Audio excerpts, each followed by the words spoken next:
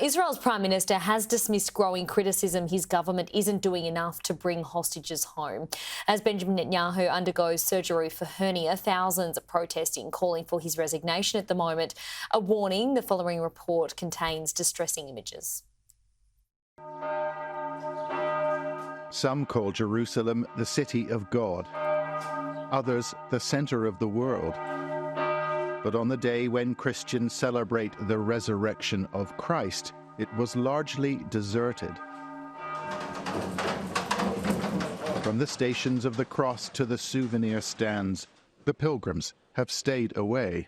Normally you can't move in the city during the Easter season. It's packed with pilgrims. People come from all over the world. And now there's practically no one. You could get into the Holy Sepulchre every time you wanted. Since October, you go in there and you just walk straight into the empty tomb, which is normally never the case. The site of Jesus' empty tomb is the holiest site in Christendom, and the Patriarch arrived in a procession to deliver his Easter message. In this time of turmoil, a new spirit is required. But there were few here to listen. This is the religious experience of a lifetime that many people have decided not to make this year.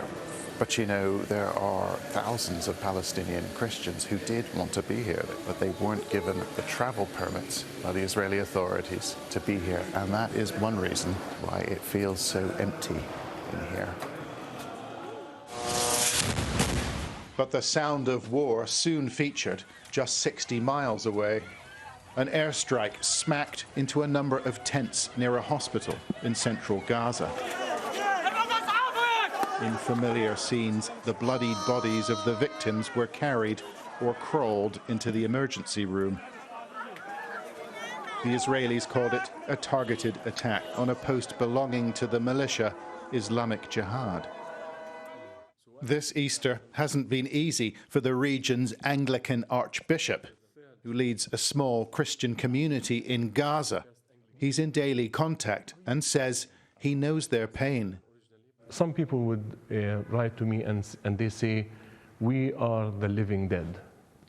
We are without food. We are so afraid. We don't know what to do. We are helpless, but it's only God who is protecting us.